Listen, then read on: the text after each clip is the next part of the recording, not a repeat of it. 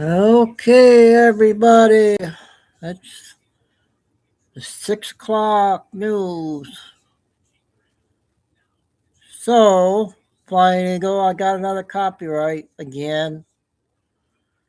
I don't understand why they're doing that. Not gonna worry about it. Yeah, we got 200 already, Lucy, on the views already on the first show. Okay, Carol, careful out there.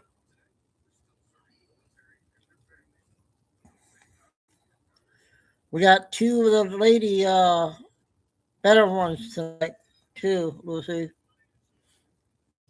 And there's Terry.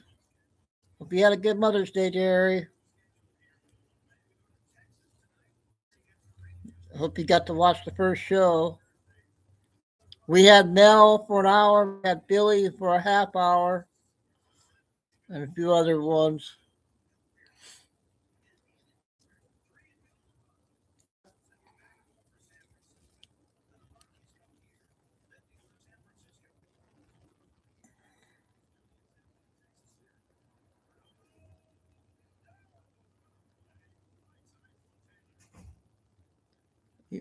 Yeah, it wasn't too bad of a day today being outside. Hopefully, the warm weather is coming.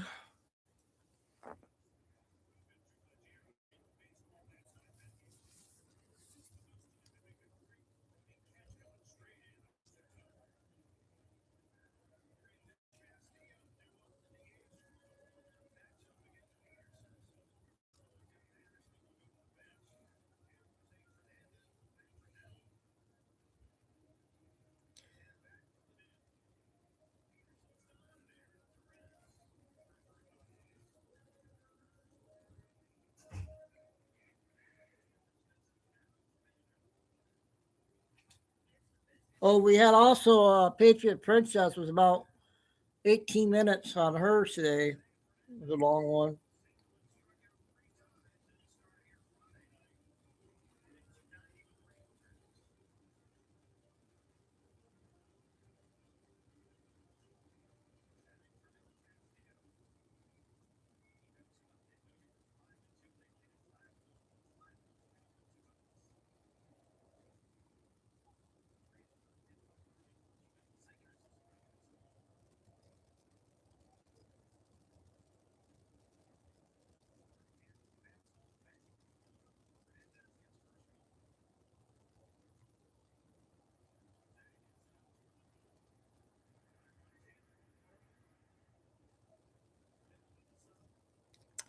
Well, I guess Nancy Drew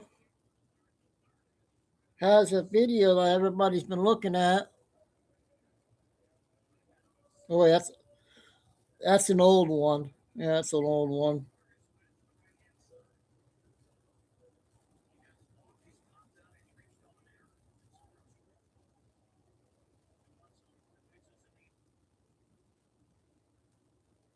Where's everybody at? Flying Eagle, KK,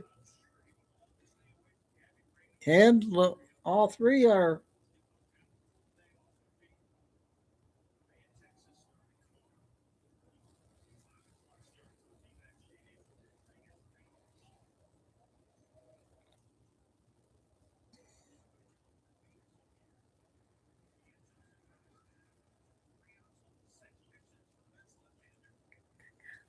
Okay, it's go time. 6 o'clock. All the mods got a timeout ticket for today. Worry up. Oh, all right, you made it barely. Flying Eagle. Carol's got busy with neighbor. Yeah, I hope you had a good Mother's Day, Lori.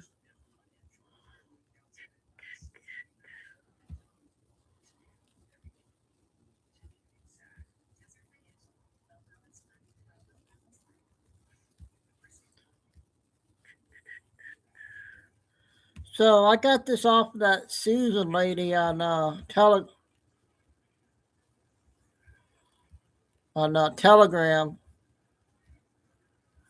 and I'll show the first part.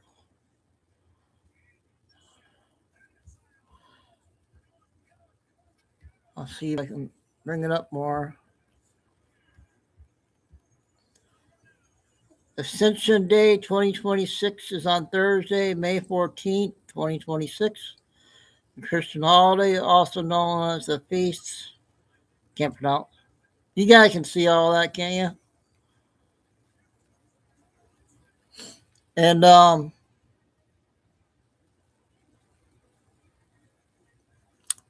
also she had on the Julian calendar, I don't know if it was the 14th or the 18th, will be I think it's the 14th is April 1st.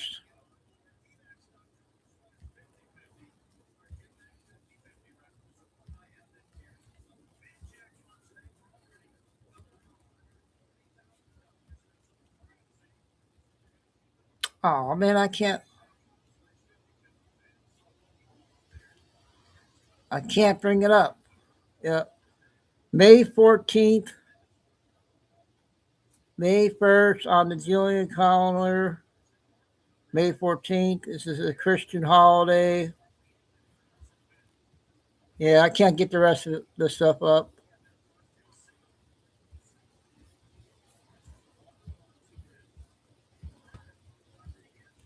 That was kind of interesting.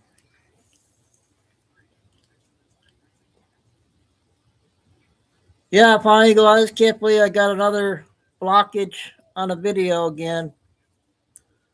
We had another good show, and they got.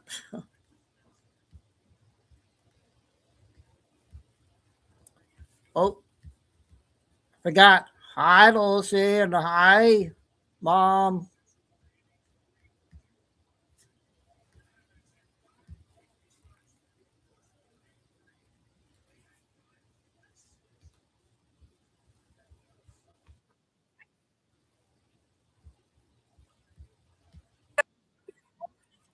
Down, demonic, slimy, shady, shyster Democrats, especially Hakeem Jeffries, is trying to do. Have you heard?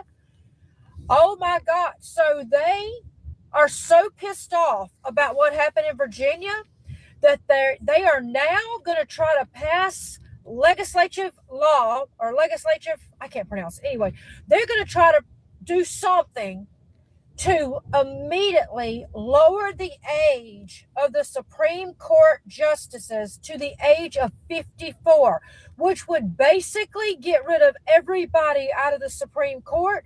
And then they, by some way, some means, would be able to replace everybody in the Supreme Court with the people that they want. And they are actively pursuing this. So they would actually have to change the Constitution to be able to do this. But that is where they are moving. They are moving forward on this now. Does it look like they could do it? Possibly. Possibly they could do this. If they do this, though, they are going to be getting rid of the first black woman ever put into the Supreme Court. The first black woman ever, they're going to be getting rid of her. So this is what the Democrats are trying to do to keep power. You see why we keep saying end the filibuster? It's time to end the filibuster, take control of this country so that we have control of it for the next 50 years. If not, this is the low-life, slimy, underhanded, sneaky shit that the Democrats are about to try to do. If they do this and they get all liberal Supreme Court justices, we're screwed. We're completely done. Go look it up. Here's some information at the end. Oh.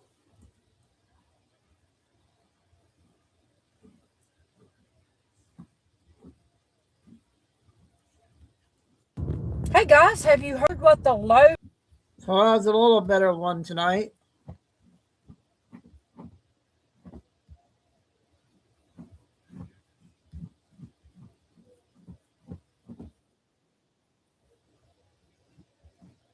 Maria. Extremely disturbing to tell you. If you have a weak stomach or get upset easy, you need to go ahead and scroll. Do not listen to this video. In April of 2025, an illegal immigrant was riding the subway in New York when he supposedly died of natural causes. He was only in his 30s. We really don't know what he died of as of yet, but it looks that way. Another illegal immigrant gets on the subway. Felix Rojas, I believe this is how you pronounce his name, gets on the subway and notices that he's being like really still. And I guess there was nobody else on the subway at this time in their area. I have no idea. Notice that he's still, starts rifling through his pockets. Well, then he realizes the man is not alive anymore. That man died sitting up. Felix, the illegal, unzips his pants and proceeds to do you know what to this man because his waist was level with his head. This is a corpse. This is a father, a dead father, who was also illegal, by the way, sitting on the subway, unalived, and a man is doing this to his mouth. Well, that wasn't good enough. So every time that the subway would come to a stop and people would load or unload, he would like adjust the body or whatever so nobody noticed, and he would stop doing it. Well, as soon as the subway took off again, he started doing it again. Well, that wasn't good enough, so he laid the man down, pulled down his pants, and began to, you know what, this dead man on the subway in New York. This was April of last year. Have you heard about it? Let me tell you what Kathy Hochul is trying to do right now. She's trying to pass a bill that will prevent local police officers in assisting ICE. That's right. All this crime that's going on in New York that's being done by illegals, let's don't forget all of the crime. If you want to look, Google illegal alien crime in New York and just look at it. Okay, just keep doing this and scrolling. She's now trying to pass a law so the police do not have to assist ICE at all. That's what she's doing right now. I'm going to put the pictures here so you can look at this yourself. You haven't heard about this. God knows what we have not heard about.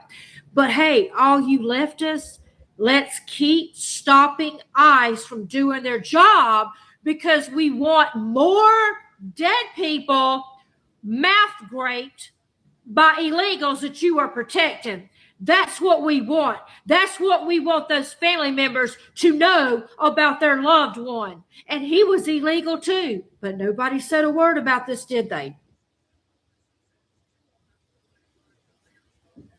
That's terrible. Terrible, terrible.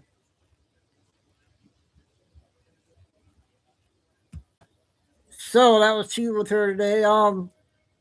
What is the deadline of the filibuster? Do you guys know what happens if it doesn't? What are they voting on that? Does anybody know? That they are they supposed to vote on it? Okay, Al Tub man, welcome. Is this your first time in chat? Just be respectful. Thank you. And thanks for supporting the channel.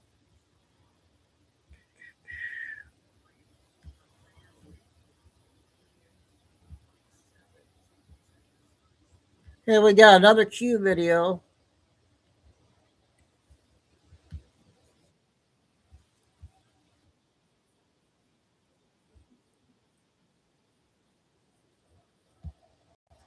For 125 years, the people of Firestone have been building products and services with one thing in mind. What family? Welcome back to Out of the Darkness. I am Q, and Ilhan Omar is in deep, y'all. She is in so deep. I don't think there's any way out of this one. She's already at the point that she is falsifying documents, disclosure agreements. She's committed however many federal crimes already before we've even gotten into the investigation. Right now, there is enough to bring her in and to book her and put her in federal prison right now for Why falsifying are they federal waiting documents. for? But it's going to go a lot deeper. So remember, I told you guys that all over, I've seen the evidence myself. I had one of the leaders in the Minnesota State House on my channel years ago, and he went line by line of all of these offenses and every single piece of documentation and information that they had exposing Ilhan Omar, not only for the marrying her brother and defrauding the government for citizenship, but he also went on to talk about the money that she had been accepting, the dark money that she was accepting from all of these Somali fraud rings that were taking place in the in Minneapolis and St. Paul. And so I've seen the documentation myself.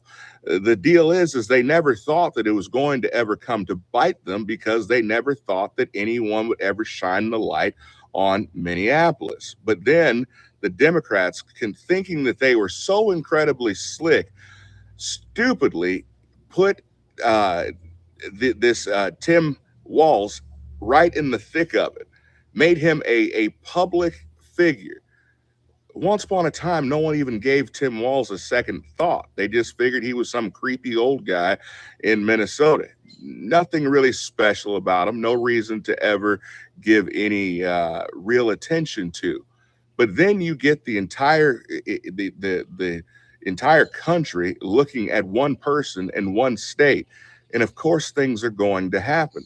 So we've got this lady, Amy Brock. Now she is being looked at right now. She's been found guilty. She's waiting sentencing. She is the mastermind of the whole Feeding Our Future. The $250 million scam that the Somalis put together there in Minnesota. Now, interestingly enough, we're seeing dozens of messages going back and forth from Amy Brock to not only Ilhan Omar, but also Ilhan Omar's congressional office. Now, the interesting part about this is that the state house, the legislator, has been subpoenaing and asking and requesting information from Ilhan Omar's office, but she won't give them the time of day. She won't even show up and actually give a statement, because why would she? She's above the law in her mind. But I have to ask you guys, for those of you guys, I know we have a lot of leftists that watch this channel also, and typically they're just watching so that they can argue, but many times they actually will offer some great feedback. So let me ask you this: if the shoe was on the other foot, if this was Trump, how would you guys react? Actually, I don't even have to ask that question, because they took one picture of Donald Trump with Epstein from a long time ago, before Donald Trump kicked him out of the Mar-a-Lago and then testified against him to put him in jail in Florida. They took that one shred of evidence and they decided to indict Donald Trump as being some kind of a sexual predator. Okay. Now, interestingly enough, we saw how they handled that. So let me ask you, if there were people all around Donald Trump that were going to jail, and it was proven that there was money from this campaign, or going to his campaign from this fraud, and then Donald Trump waited until the fraud came out and then decided to send that money back, what do you think you would be asking Donald Trump to do? Step down at the very least, but certainly be trying to put him in prison. So this is why I believe that Ilhan Omar is 100% going down, and she must, because this is a slap in the face to all of us. Comment below. I'll see you guys next time. Be blessed. Okay, we got two of them today from him. Okay, finally go. This one is something new here. 6 minutes.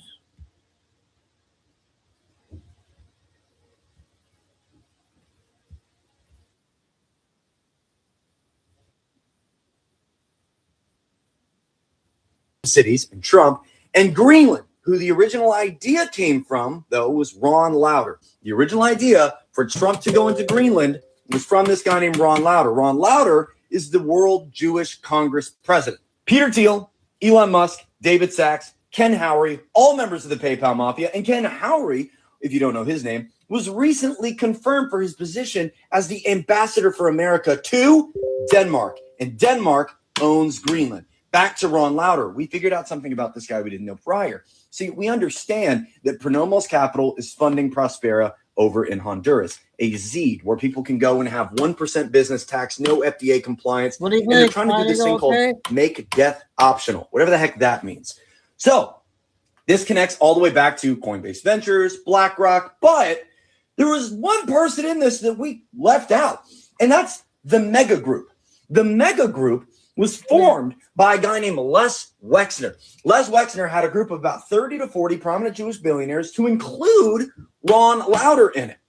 Ron Lauder is the guy who gave Trump the idea to go to Greenland, and Ron Lauder also invested in the Greenland Water Bank as of this November, shortly before we go ahead and also pardon Juan Orlando Hernandez in December, who gave them the framework to create Prospera. Juan Orlando Hernandez, former president of Honduras, helped form Prospera LLC, this freedom city. But this is where it gets interesting, because Les Wexner, owner of Victoria's Secret, is also riddled in the Epstein files.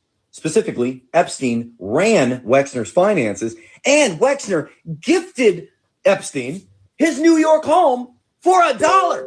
This is the same guy who created the Mega Group, a group of 30 to 40 prominent Jewish billionaires to include Ron Lauder. Ghislaine Maxwell had a weird foundation called Terramar, which was around having ownership over the ocean. The Terramar Project refers to primarily an ocean conservation nonprofit founded by Ghislaine Maxwell in 2012. This Global Ocean Committee that was supposed to be a nonprofit, it actually gave out no money between 2012 and 2017 and had unusually high legal and accounting fees for an organization of its size. Case 115 CV07433 LAP, document 113-13, file 102220, page 372. Ghislaine Maxwell is asked, are you a citizen of the United States? She says, I am. Are you also a citizen of England? I am. Are you a citizen of any other land? Terramar. Terramar. She says the name of her foundation. He says, that's the name of your charity project that deals with oceans. Isn't that correct? Yes, I'm French as well. Question, has Jeffrey Epstein funded Terramar for you? He did give some money to Terramar. How much? I believe it was $50,000. See, Terramar and Ghislaine Maxwell were big into this thing called seasteading. And seasteading originally came from a guy. Seasteading was originally created by this guy named Patrick Friedman, the grandson of the famed economist Milton Friedman. Patrick Friedman created a fund called Pronomos Capital, and Peter Thiel, Musk, Sam Altman, all them invest into it. And guess what that Pronomos Capital funds? Pronomos Capital funds Prospera. So Prospera and these freedom cities are a version of seasteading, the ability to create a new town, a new city, a new area that does not adhere to national law. They have their own automated governance. But here's the deal. Ron Lauder, member of the Mega Group, formed by Les Wexner, 2 minutes, went and said to Trump, yo, we need Greenland. Trump announces freedom cities, March 2023. We announced we need Greenland, December 2025. And guess what's happening to the freedom city in Prospera? They're getting sued. April 21st, 2022, the ZEED, which is the zoning that's needed for a place like Prospera to have all of these types of rules, was deemed illegal. And so Prospera sued for $10.8 billion, and the case is still ongoing. So the Prospera project is struggling. Meanwhile, this guy says, yo, let's go after Greenland, and starts investing in Greenland. He also just so happened to start investing in Greenland mere weeks after Ken Hammerby, PayPal Mafia member, is confirmed for his position as the ambassador to Denmark, and Denmark owns Greenland. Juan Orlando Hernandez, originally created the Prospera Foundation, and Prospera was founded in 2017, again, sued in 2022. But before even that, in 2011, they tried to create what's called the RED, the R-E-D, and they said, no, this is not good. We don't want this in Honduras. In 2011, a proposal for model cities, originally called RED, that would eventually get called a ZEED, but it was RED here, was introduced. By October 2012, the Supreme Court ruled the RED law unconstitutional with a 13-1 vote, and the court judges voted 4-1. Well, those 4 judges were dismissed. At a 4 a.m. vote, they were replaced with new judges, who were pro-Z. Following the purge, a new Supreme Court approved the legal framework for the revamped Zs in 2013. And not only is Coinbase Ventures, who invests heavily into Prospera simply because it's so crypto-friendly, also humongous backing by BlackRock, we have to go back to this mega group. Because the mega group, formed by and led by Les Wexner, was actually the original idea by a well-known financier out of New York who wanted to create a high net worth group of Jewish individuals that had similar goals. The mega group, which is where Ron Lauder came from, was formed by Jeffrey Epstein. Mega group, study group, Jewish group, whatever. Steven Spielberg was involved. What the heck? Jeffrey Epstein is said to have used the group to build up a high network of high-ranking contracts in business, media, and politics. Wexner was Epstein's primary financial supporter, yet later claimed to have known nothing of his criminal activities. And then we look at the members, Les Wexner. Let's go all the way down, and we see Ron Lauder, who, again, is the reason we are going into Greenland. Okay, that was a new guy I haven't followed. Wasn't sure on that one. Okay, this next one is 20 something minutes. The channel guy, he doesn't normally have long ones, like it must be a good one.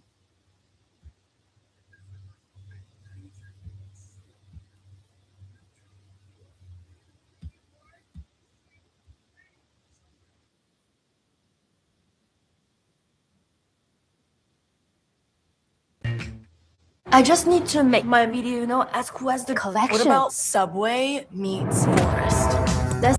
Hello again, everyone, and welcome back to The Underground. This is the Intel Update for May 3rd through the 9th, 2026. So let's get right to it. At the more strategic level this week, the insanity continues with events in the Middle East mostly remaining in a state of chaos. At home, multiple domestic issues have been brewing for a while as both summertime crime and immigration issues remain impacting for many Americans, which has been exacerbated by both the reforms within EBT benefits around the country coming into effect over the past few weeks, but also the international fuel crisis, which is beginning to hit some parts of the globe rather seriously at this point. For us Americans, our canary in the coal mine for the fuel crisis is Europe, and I'm afraid our friends across the pond are feeling the effects of roughly 20% of the global energy supply remaining mostly offline. All of these issues are exacerbating all of the pre-existing conflicts that are going on around the world, and I've made an actual slide this time for tracking some of the conflicts that I'm keeping an eye on that are going on around the world at the moment, just so that we don't forget that there are a lot of different conflicts that are currently being fought around the world. First off, we have the situation in Venezuela, which has reached a point of sort of stability, although it's still kind of dubious as to what's actually going on. We snatched Maduro, and then that's all we heard from it.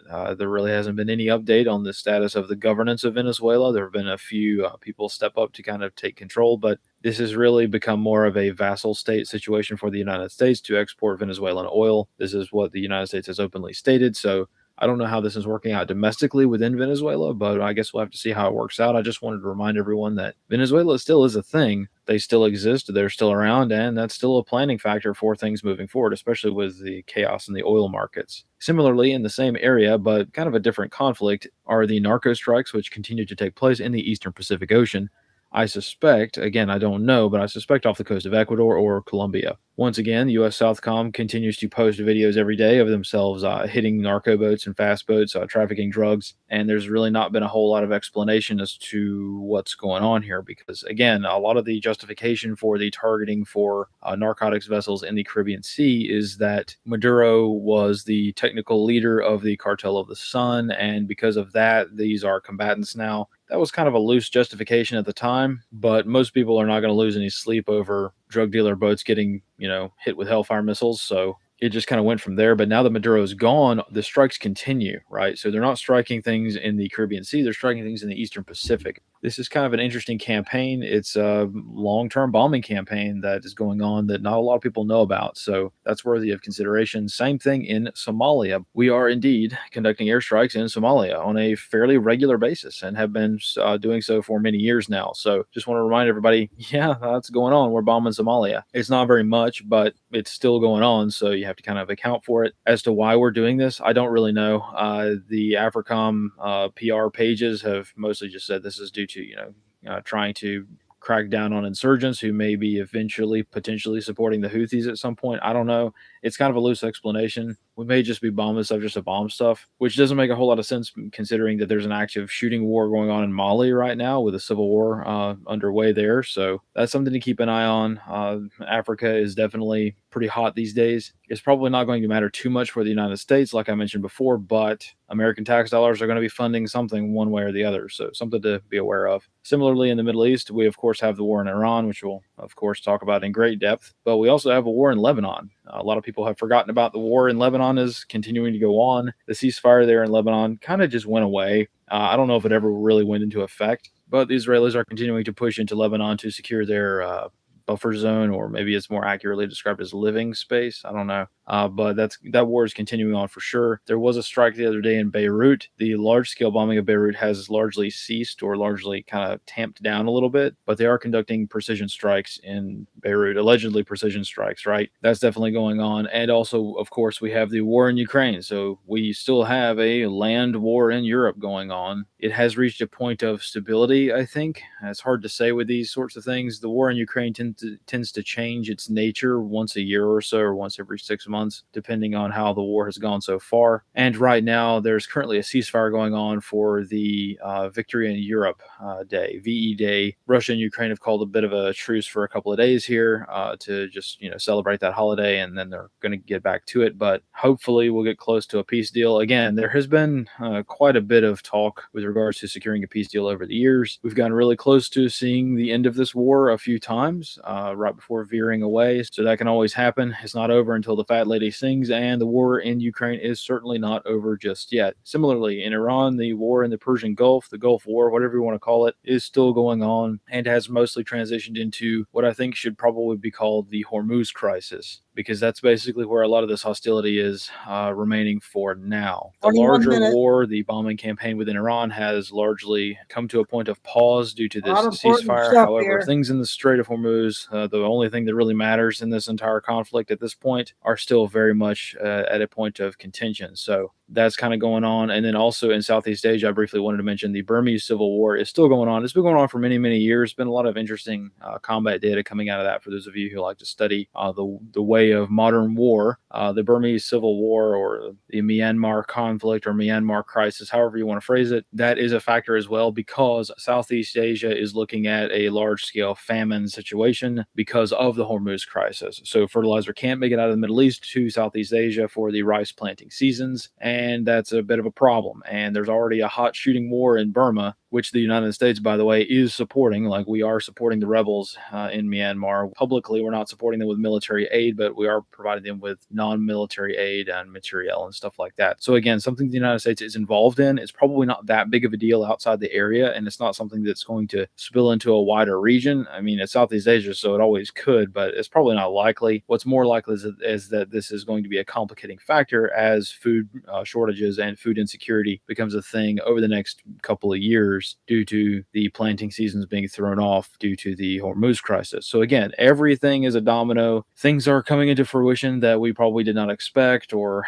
the second and third order effects are starting to rear their ugly head, and they're probably likely to do so over the next few months as well. Hard to predict, but we'll do the best we can with it. Taking a look at the strategic movement for this week, a lot of the assets that are staged around the world do reflect a lot of these conflicts. So the biggest change is the departure of the Ford Carrier Strike Group from the Middle East this week. The Ford is going home to conclude her very, very long deployment to the region, and I think she's planned to undergo long-term repairs from the fire that she suffered a few weeks ago. There is no replacement for the Ford right now, because the Lincoln and the Bush are operating together as part of the unified command effort that is the American blockade in the Gulf of Oman. Maintaining this blockade is a gargantuan effort which requires a lot of resources, and since the hostilities are mostly confined to the Gulf of Oman right now, the U.S. forces in the region are concentrated in the Gulf of Oman and the Arabian Sea, as well as in the Indian Ocean, which is mostly serving as one big interdiction zone for Iranian ships that either run the blockade or otherwise are strategic targets or stateless vessels. So that's the force allocation that I'm tracking around the world for this week. A lot of hardware, a lot of steel is in the water, and it doesn't look like there's going to be any change on that anytime soon. So before we get into the homeland concerns for this week, let me briefly take a moment and recap the tactical situation on the ground in the Middle East, just because a lot has happened and things are starting to become more active after a couple of weeks of ceasefire. There has been a lot of shooting in the Strait of Hormuz over the past 48 hours, with skirmishes being reported between Iran and the UAE, as well as between American forces and Iranian gunboats. There's not a whole lot of information on any of these sporadic engagements, but I am working on plotting these as best that I can. Just know that out at sea, it's impossible to know for sure where anything is hit, because unless we see a boat sinking in real time, there's not really a good point of reference for stuff like this. So it's a lot more challenging when there's combat on the high seas as opposed to on the land, where we can get a satellite image to confirm stuff, and local eyewitnesses are actually physically there to record this stuff. So it's been really complicated to plot stuff this week. I'm still waiting on some clean satellite imagery to figure out what actually was struck in the UAE and also on Keshem Island. These things are not exactly easy at this point, because the stranglehold on information is definitely tightening around the region. On the more diplomatic side of things, two major initiatives have come to a head: Project Freedom from the United States and the Persian Gulf Strait Authority from the Iranians. Details on both are pretty sketchy and hard to verify, but Project Freedom was the short-lived effort to force open the Strait of Hormuz and essentially provide top cover and missile defense for merchant vessels to get out of the Persian Gulf. This effort lasted about 24 hours because the Iranians struck 3 of the first 5 ships that attempted to make a run for it. At least that's the number by my count. It could be more, it could be less. I don't know the exact hour that Project Freedom officially began. Either way, this project is over, or at least halted for the foreseeable future, which might be for a variety of reasons. Mainstream media is saying that the U.S. stopped Project Freedom because the Saudis and the Emiratis banned the use of their airspace for this operation, because they saw it as a sharp escalation that would only result in retaliatory efforts targeting them. I can't confirm beyond all doubt that's what happened, because a lot of this is just conjecture and, rumor and stuff like that. But either way, what's clear is that Project Freedom is over, or at least paused for now. In response to this effort, in response to the Project Freedom scuffle, the Iranians formalized what they are calling the Persian Gulf Strait Authority, which is basically just a web portal and an email system that ships can use to apply for permission to transit the strait. How this is going to work out is anyone's guess, but the general consensus is that the GCC states are probably not going to accept the Iranians controlling the strait, because it was an international waterway before the war. However, again, easier said than done, right? And removing Persian control from this waterway is proving to be way more complicated than anyone in the US government seems to know. So for now, the situation is kind of a hot shooting stalemate. It's hard to describe. The Iranians control the strait, or at least influence it enough to prevent free travel through it. Mines are still a problem. The minefield's still there, and the U.S. Navy can't begin to clear them in earnest until the situation is over, and the merchant traffic through the strait is not looking good and has trickled down to basically nothing. Only local ships and a handful of Chinese and Shadow Fleet tankers have transited in and out of the Gulf, so traffic is not anywhere near normal. Quite a tough spot we seem to find ourselves in the Middle East, but on the home front, things are becoming a little bit more serious as well. On the home front for this week, right now, the biggest factor for the United States is the fuel crisis. Specifically, not just the high prices, but also sheer availability, which might become a problem at some point. For those of you who are looking to plan ahead, and if you're looking for an indicator to start thinking about fuel and preparedness terms, now is the time to start thinking about that. This is a pretty big topic, and it would take far too long to flesh out all of this, but the short version of what to pay attention to is that there's no real way to know how high gas prices will get before the availability itself is cut off. And there are competing ideas on this from a preparedness perspective. I don't know which one's right. I'll just explain the general idea here. Right now, there are a lot of people who are talking about oil rising to $200 or even $300 per barrel, because those are the numbers that President Trump himself said would be acceptable. He clearly stated that even if oil got to $200 a barrel, the current war would be worth it. Now, what might this mean in terms of gas prices? Well, most people expect this to be about $7 to $9 per gallon for regular unleaded. Of course, this figure is going to vary by state quite a bit, but $7 is the general figure that is cited by most journalists. However, this figure is based on an economic model and not really a national defense model. Again, there's competing ideas here, so economists will tell you the math because they have the spreadsheets. So if you ask an economist, hey, how much could gas prices become if the Strait of Hormuz were to be closed forever? And they'll dutifully give you a figure. I mean, there's some high, astronomical number or something like that. But if you ask me that question, I'll tell you that, quite question is kind of a farce, because if it's planned to be closed forever, we're going to use strategic resources on Iran, and this is going to be all kind of a moot point. Just to cut right to the point to pay attention to, do not assume that gas prices will just keep getting more and more expensive forever for as long as this lasts. There is a zero barrier, right? At some point, we're going to be using strategic measures, and gasoline itself will be measured mostly by availability and not its market price. This point is indefinable and unknown because there's just too many factors to know how this is all going to work out. But what is certain is that gasoline is not going to get to $20 or $30 per gallon, because long before it gets to that point of scarcity, price alone is not going to be the most important factor, and we'll probably just have a large-scale war before that. Personally, again, I don't know which theory is correct. I just know that a lot of people hop on the news, all the talking heads get on there and say, okay, oil is going to be $150 a barrel if this happens. Oil is going to be $200 a barrel if this happens. And if it goes on for this long, it'll be at $300 a barrel at this date or something like that if something doesn't change. And I think that that is probably not the best way to think about it, because long before that, we're going to have issues with availability. And the reason for that is because in terms of what's going on in the Middle East, there are more factors than just the White House and Iran and the Israelis. It's not just about turning the tap on or off. There are complications within the oil production cycle as well. For instance, oil is not just like a spigot that you can turn on and off. There is a ramp up and a ramped down process that takes time. And maintenance is a problem too. If an oil rig is shut down for too long, things get clogged up from methane hydrates or something, and everything corrodes. It's not something that you can just turn back on in many cases. And when it is turned back on, it might not produce as much oil as before due to these problems. Just to add a little bit of context on this for what a lot of the talking heads are saying, there's an interesting relationship between pumping oil out of the ground, refining it, and then storing it. For instance, Kuwait has produced exactly 0 barrels of oil for export for the month of April. So they're exporting not a single barrel from their country during the month of April, but they're still pumping it out of the ground and they're filling up their storage slowly. Why are they doing this? Why are they still pumping oil out of the ground to fill up with their storage, fill up their storage tanks, when they know that they can't get a tanker out through the Gulf? Well, it's because you can't exactly turn that stuff off. If you shut down the pumps hard and shut them off completely, then the whole system gets out of whack. So basically, you have to just turn that production down to a minimum. What that number is going to vary by refinery, right? You can't really know. If the storage starts filling up, then they have to shut that stuff hard down, and it's going to become even longer of a process to start their infrastructure back up again. Before the war, Kuwait was producing 2.5 million barrels of oil per day on average. So you go from 2.5 million barrels to 0 barrels exported. That means that either you've cut production all the way down and you're just trickling the oil out of the ground to keep the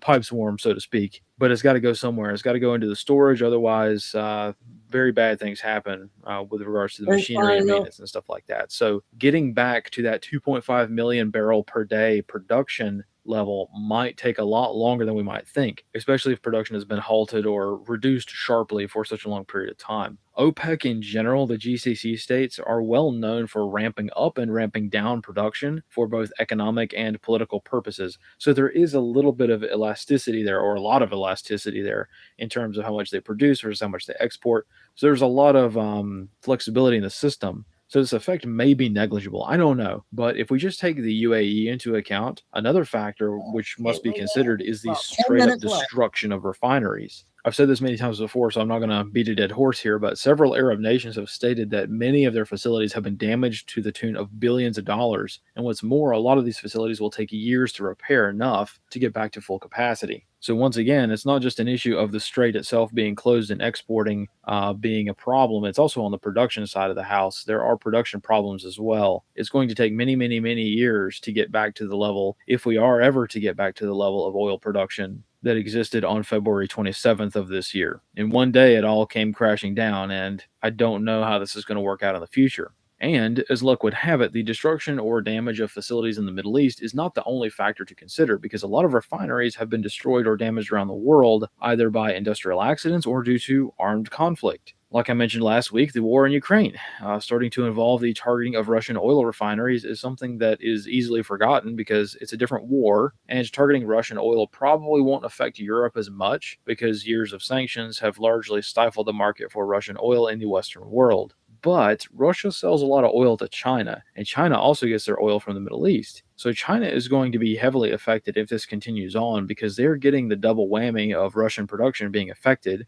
We don't know how much it's affected, but it can't be zero, right? Having 18 or 20 of your refineries being hit by drones and taken offline for a while, that's not nothing. It's got to have some level of impact. But their other main suppliers are also being hindered in the Middle East. So China is definitely paying attention to what's going on. And for everybody who says, oh, well, it's worth it if we're affecting China, well, the United States is going to be affected too, maybe more so in some areas, because the United States, by comparison, is also being heavily impacted because we also import a lot of oil from the Middle East for domestic production and refinement. The U.S. does produce a lot of oil, but it's a different product altogether. This is a gross oversimplification, but the U.S. mostly produces a lot of light sweet crude, which we export around the world. The actual refineries in the U.S. are built to handle the heavy crude from the Middle East. Even though the U.S. does export a lot of oil, a lot of what we need for domestic production actually comes from the Middle East, thus our current high gas prices. Why are we exporting so much petroleum if our gas prices are so high? Shouldn't we just keep that here? Well, yeah, probably, but we can't refine it here. So we sell what we can and we buy what we can and we refine what we can here at home. And what we need to refine here at home is the Middle Eastern oil. That's one of the reasons for the craziness. I've gotten a lot of messages and emails from people asking, like, why are we sending our oil overseas if we need it here at home? Well, it's because we can't refine it here. So we sell it to the customer who can. Again, this is a gross oversimplification, but that's kind of the general gist of how complicated things are at the moment. In the context of refineries around the world being impacted, we're also not immune to problems with domestic production on our end. Just taking a look at the map, we can see the recent problems at domestic U.S. refineries over the past couple of weeks. There have been several fires and maintenance problems that have impacted production, which is undeniable. What is definitely harder to get a bead on is whether or not these incidents are the result of malign action. On the one hand, it's quite the coincidence that the Middle East is cut off, Russian refineries are being taken offline due to the war, and now refineries all around the world from India to China are catching fire. On the other hand, this is exactly what I would expect, because when one major refinery is taken offline, all of the others have to take up that slack. And how do they take up that slack? They run to the red line, don't they? Many refineries are being pushed to their limits and beyond in the U.S. right now, and a lot of mothballed units are being brought online again because the U.S. is desperate to produce and refine as much petroleum as possible. So it's a tough spot because everything is being run at the red line and things break all the time. Personally, I'd wager that we will continue to see a sharp increase in legitimate and verifiable industrial accidents at refineries in the U.S. over the next few months. So that's going to be something to be aware of and keep an eye out for as the situation in the Middle East remains in a state of, well, I guess stagnation is still the best word to describe it. Taking all of the words and statements by officials out of the equation and just ignoring all of the talk and rhetoric. The events speak for themselves. The strait is still closed to Western tanker traffic. The U.S. Navy has not yet been able to ensure freedom of navigation in the strait, therefore supply is down. Demand in the U.S. remains the same and is going to go up as the summertime arrives. And because of that imbalance, prices climb higher, and the official policy of the White House, as it stands, is that $200 a barrel is an acceptable price to pay. Of course, that may change if we ever get close to that. It may just be words right now, but President Trump has given us a number that he says is acceptable. And so we have something concrete to plan on, for better or for worse. Might not happen tomorrow or ever, but starting to think about the practical ways to insulate against these problems would be a good idea. I was just trying to think the other day, what would I do if gas got up to $9 a gallon? Like, how would I be able to maintain operational readiness if that's the case? Well, it's complicated because it's not just about price, but planning for long-term disruptions would be wise at this point, and I myself am digging down right now to start organizing my mapping products to help wherever possible. There's no need to panic. There's no need to start stockpiling fuel at the moment, although, I mean, you certainly could if you wanted to, but regardless of what happens in the Middle East, the energy crisis in the homeland is already beginning to happen, and the question is how serious it's going to be. Hopefully it won't be too bad, but we'll do the best we can no matter what. And with that, that's all I have for today. But I did want to close today by reminding us all that no matter what happens in the Middle East, we still have a lot of problems here in the homeland that are more serious and more impacting to us on a daily basis. One of the biggest problems that has shifted out of the news cycle is the issue of both illegal immigration and the sharp increase in crime around the country. Many of you know that earlier this year I wanted to create a segment just for reminding us of all of the important incidents that took place but have just become memory hold and forgotten about. And today I wanted to highlight just one case among many, which is the case of Marco Villanueva Gonzalez. Back in 2018, this individual killed Jordan Hughley by driving 86 miles per hour in a 35 mile per hour zone in Midvale, Utah. This led to a crash which killed Hughley, and at the time Gonzalez was arrested. As he was a juvenile at the time, he was sentenced to only 6 months probation by Judge Tupac Renteria, and from there he was just basically let go. Jumping forward to last year, since Gonzalez is an illegal immigrant, he was picked up by ICE in Salt Lake City on drug charges and held in ICE detention. This arrest was publicized by the ICE social media page at the time, and everyone just forgot about it and assumed that he got deported. That assumption was incorrect because somewhere along the way, ICE let him go. What he has been doing between May of 2025 and now is not known, but it turns out that it is not good because he was just arrested again. On May 4th, he was released from the Salt Lake County Jail to ICE. So he's back in ICE custody and completely off the grid. We don't know if he's been deported for real this time or if he's been released back into society again. It is hard to make general assumptions based on a case study, but accountability at ICE when it comes to actually deporting criminals has been lacking over the past few months after attention has shifted away from this issue. I don't know how many deportations are happening because ICE stopped publishing the numbers, but I can prove beyond all doubt that at least one person who was in their custody somehow not just evaded deportation, but remained in the United States committing crimes. And I wanted to mention this because it is so incredibly easy for us to forget that there are victims here. A father lost his son by an illegal who suffered no meaningful consequences for his actions. Not only did Gonzalez not show any remorse for his actions, but he continued to be a menace to society for years because Tupac Renteria gave him a slap on the wrist, and ICE failed to deport him despite parading around his arrest as a PR victory. All the while, a father has been trying to get the tiniest gram of justice for his son. ICE now has the chance to do the absolute minimum and finally deport this individual, and it would be a very good idea for them to do so because at this point, with tens of thousands of victims like this being murdered every single year, deportation is the moderate, loving, and kind option, and the option that allows this individual to evade justice, to be honest. But in polite society, this is the option that we have at the moment for handling these types of people, and this delicate balance might not be in place forever. So we'll keep Jordan and his family in our prayers and do what we can to not forget these cases, even though the latest shiny object might distract our attention. It's a hard thing to keep a good foundational perspective on events these days because we're constantly dragged from one headline to the next. But we have to remember what the end goal is, which is to do good things, help stop the civilization decline, reverse the bad things, and hold bad people accountable, and do so from a place of honor and magnanimity. We are not going to get out of this mess without everyone putting in their part and going above and beyond to improve the world around them. Many times, we don't have a direct way to do this, but we can help in indirect ways at minimum. Picking up trash, keeping yourself clean and physically fit, and learning a lot of new skills that might be helpful are all things that we can do on the individual level. We do not have a chance at tackling these big things until we can do the little things right. For me, one of those little things is building maps and awareness and also working on communication stuff. I know it's boring, but think about how you would have known any of the information I've covered today if a platform goes down. Sure, you might hear it from somebody else or in some alternative way, but I think that strengthening our lines of communication are a basic requirement for moving forward at a time when everything from censorship to technical outages are becoming more of a headache. And that makes for a good transition into the GhostNet reports for this week. As many of you know, the GhostNet is a radio net which hopes to provide some level of both emergency preparedness and also everyday use. Back in the day, we used to get the news over the radio. Okay, that's about it. That was a good important video there. I got AOC update video with the lady on YouTube.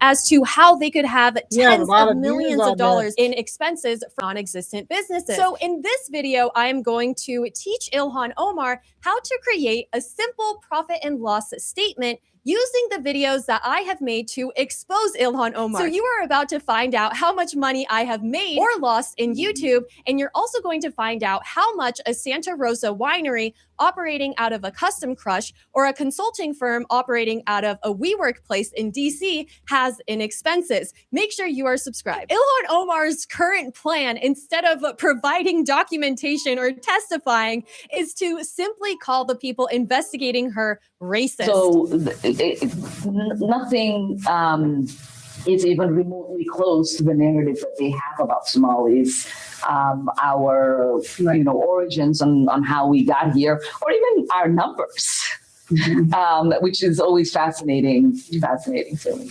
So it's more straight racism than anything personal. It really truly is, yeah. So they learned the hard way. You are going to find out exactly how much money I spent exposing Ilhan Omar and if I made a profit or a loss in doing so. First, we have to talk about the irony of her calling people investigating her racist, because she recently went on The Breakfast Club, and this is an all black show. Both of the hosts were black, and they do not buy her story one bit. Meanwhile, you have white Democrats who voted against the subpoena, even though they are a part of the fraud prevention oversight. And the reason why they protect her is because they are also corrupt socialists, a part of the Democratic Farmer Labor Party. So you have black people calling her out and white people protecting her, and yet she's still trying to pull the race card. I would argue that this is reverse racism, that she's able to get away with so much because of her religion. Even this guy, Dave Pinto, claims that he cares so much about fraud. So why did he vote against a subpoena for Ilhan Omar? Is that any dollar that is going to fraud is $1 too many. Any dollar going to fraud is a dollar too many. But what about 30 million? What about 250 million? What about 9 billion then? Dave, would you care then? Remember that on the other side of this are vulnerable people, people in need of services, support for their housing, people experience. Is Ilhan Omar one of those vulnerable people that you feel the need to protect, Dave? Ilhan is a woman who yells and cusses at reporters when they ask her about her winery, even though it would be an incredible opportunity to market it and share her brand with the world so that they could make more money. But instead, she's hiding, she's refusing to show up, and she's pushing the elevator button frantically to try to escape situations. We have reached out to Representative Ilhan Omar on multiple occasions, inviting her to testify and inviting and requesting documents that appeared in the trial exhibit of the U.S. versus Amy Bach. As everyone knows, Representative Omar had some role, whether inadvertent or not. She passed the Meals Act in March of 2020, and that took the guardrails off the federal school nutrition program, which created the conditions for feeding our future. That's right. Ilhan Omar created the conditions for feeding our future. And meanwhile, she claims that the money that she made came from her husband's consulting firm or from his winery. A winery which had a lawsuit that says they fraudulently misrepresented that E Street Crew LLC was a legitimate company. So where did the money come from? It's interesting now she's saying that she doesn't have any money at all. Now that people are exposing her Generation Hope clinic or how she was sending money to another clinic that her sister operated. We're witnessing two worlds collide because she's refusing to talk about her involvement in this $250 million scam. And at the same time,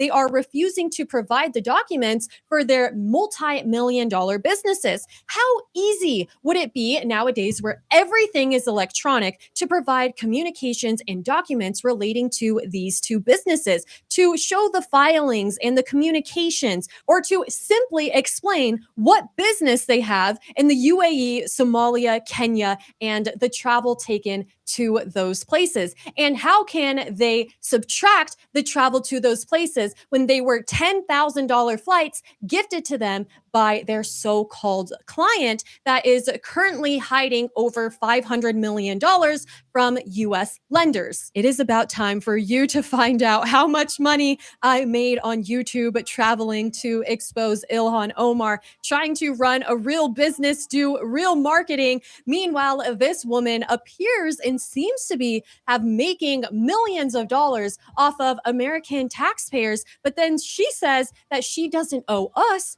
jack shit. Well, I want her to see how easy it is to provide receipts and documents about business travel. Giving them the explanation. Do you want to tell our viewers? Because I don't want to tell you jack shit. Oh. How about that? Okay. I've given you the explanation. How about you put the money back into the government so it can go to filling potholes, please? So just to be clear, what we are about to do is show that it is basically impossible to go from $30 million down to $95,000 with the businesses that she claims to have been operating, even though we see where the money was coming from. Here's an example of people campaigning for Ilhan Omar at the Safari restaurant that was involved in the Feeding Our Future scam. Safari restaurant used to operate, but they are now closed down because during the 2019 COVID pandemic, they were involved in the Feeding Our Future fraud. Millions of dollars going through a place that Ilhan Omar has a connection to, or like this health clinic that was ran by her sister. And I guess Ilhan was celebrating that she gave them $2 million. What a nice thing for her to do for herself. At some point, doesn't it seem like it would have been easier for Ilhan to simply create real businesses? Let's show Ilhan how to be transparent. So one video I created was investigating America's shadiest winery, where I traveled to Santa Rosa. That video on YouTube got 256,000 views. Now, the only way that I have made money from these videos is from YouTube ad revenue. Yes, people share it on X, and that helps with exposure and attention, because just for this video, I would a 2.1% profit margin. She wasn't talking very much. Sorry about that video, you guys. I thought she had some more stuff, but I thought she was talking about her channel.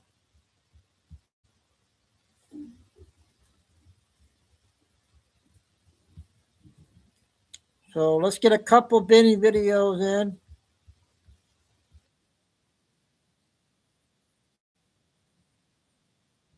U.S. Senate. You must vote for Mike Rogers. Rogers has Trump's complete and total endorsement. Mike Rogers for U.S. Senate. Spring, the unofficial new year for tool people. New jobs, new projects with quality tools from Harbor Freight. All men want to be known for their successes, but the reality of life is that you'll be judged for your failures, and your failures only. How bad are your failures? Some of them are so bad, it'll change your reputation or your image for a generation, and no one will know you for anything other than this. This, when one of the lady Ghostbusters hid behind Trump during the Butler assassination in the service. Here's a 4K image of the Secret Service agents jumping on top of Trump to shield his body. You can see Trump's MAGA hat down here after Trump was hit in the head with a bullet. He ate a bullet, blood dripping down his face. The president is now hit the deck. And here's a Secret Service agent that's literally using Trump's body as a human shield so that she can be protected. Shocking, that. So that kind of says a lot about the genders, quite frankly. It's also caught here on this humiliating clip. That same agent, we call her the Lady Ghostbuster because she looks so much like Melissa McCarthy, is incapable of holstering her weapon. See the embarrassment right there, right center screen, and now watch as she's unable to even get her weapon back in its holster.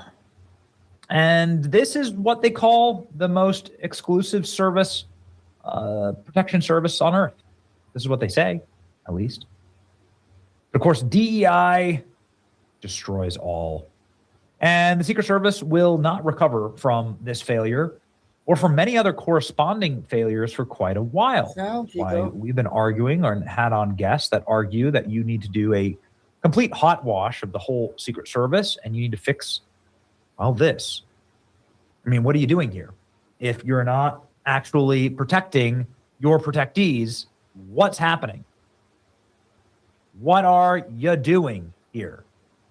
This, ladies and gentlemen, is, I think, a dozen agents that just watched a man, Cole Allen, total libtard, who has no professional training. He's a teacher. He's a goofball. He's a LARPer. He's not a tactician at all, but he's able to blast through and get into the protected interior of one of the most protected rooms on planet Earth by just running fast. That's all you had to do. You had half the president's cabinet, you had the vice president, the president, and Melania Trump all on stage in an elevated position, and he was able to get to the front door of that with a firearm, a bunch of knives, and a handgun. And because the agents were literally looking the other way. That just happened this week. So yeah, we've been calling for reforms for the Secret Service because of failures like this. And I deign to say it because it's terrifying just to think about it. But what if this was instead Five Guys and they were actually trained? What if there were a dozen state level actors or terror splinter cells or people that actually had tactical training that utilized all of the inadequacies and the soft target capacities of vulnerability inside of this security arrangement and actually went there to take out as many of the administration as possible and to cause as much chaos? They could have slaughtered the president's administration. Donald Trump, of course, walking off the plane. There's a deer stand within shot of the plane. Donald Trump just walking off his plane and somebody sitting there with a rifle. President Trump out in the open, no covering, off his plane. This is in Palm Beach. They were thankfully able to find that stand. Great. Fighter jets had to scramble to stop a plane from flying in to President Trump's airport. His motorcade had to be rerouted because of a suspicious device. People were shot at the White House yesterday. Security mishap after security failure, after a security nightmare, after a security close call. Luck isn't a strategy. And now, ladies and gentlemen, we can see why perhaps some of these failures are happening. I give you the newest humiliating Secret Service story. Secret Service agent arrested for alleged public masturbation in Miami. They're not sounding their best. Police arrested an agent with the United States Secret Service allegedly for public masturbation in Miami, Florida on Monday. John Spillman, 33, had been to Miami for work, exterior security for President Donald Trump's appearance at the PGA Golf Cadillac Championship. This was on Sunday. The incident involved Spillman occurring in the DoubleTree Hilton at the Miami Airport and Convention Center on Sunday night, according to 7 News in Miami, which cited an arrest report in Miami-Dade's sheriff office. According to 7 News, hotel guests told investigators that they were in the lobby around midnight when Spillman followed up. They later reported seeing the defendant masturbating next to their hotel room. The station reported security personnel found the defendant with his pants lowered and masturbating on the 6th floor. The chief of U.S. Secret Service Police called the alleged conduct unacceptable. Oh, really? Oh, good. 2 minutes. That's great to know. And added that Spillman has been placed on leave and the investigation unfolds. The alleged conduct is unacceptable and stands as a stark contrast to the professionalism and integrity that I demand from our personnel, like the professionalism to hide behind Donald Trump as he's being shot at. This agency takes these matters the utmost seriousness. Consequently, the individual has been placed on administrative leave pending criminal investigation. Last year, as many as 6 U.S. Secret Service agents were suspended for conduct during the assassination attempt of President Trump. Following that shooting, it claimed the lives of Corey Compertor. There was also a Secret Service director who resigned, and there were the Secret Service agents outside of Barack Obama's house that were caught fighting on camera. Also, 2 Secret Service agents shot themselves last year. That's a full wrap. A Secret Service jailed and accused of masturbating naked in a hotel hallway, following a woman and others in fear for their lives. Great. A new era of American shipbuilding is here. I'm Sam Burns, 1-800-CALL. The name of our firm matters to us. It's my father's name and his father's name. Good for all of us. Great. This guy was literally protecting the president hours earlier. Jason Chaffetz tells me the agency has a serious hiring and vetting problem, struggling to deal with manpower issues. There's a lot of good heroic people, but they were advertising for agents and officers on pizza boxes in the Washington, D.C. area and looking for DEI hires, right? It's bad. This is bad. And it's a wonder the Secret Service can't protect Trump when it's full of Mexican tortas and gooners who jerk off in public. Bro, forgot the secret part. Yeah, you could say they found the shooter. What is going on with the Secret Service? President Trump has gotten 3 assassination attempts on his life. Better be more. He needs more protection than he's getting. Secret Service agent after he was caught. Turning the guy into a meme now. Secret Service agent whips out the wrong weapon. Okay, cannot seriously be named Spillman. Gee. It'll be burned in my mind forever. Burn in my mind forever. No matter what happens when you say Secret Service failures, I'll think of the lady Ghostbuster and that my tax dollars are paying for this kind of training. She's lucky. She's lucky something far worse didn't happen. All right. Pray for better protection for our president, vice president, and all the protectees. It's your boy Benny. Like, share, and... Okay, the first Benny. Well, you guys, I just got one from Benny. It's about 5 minutes ago. They're saying the war is over.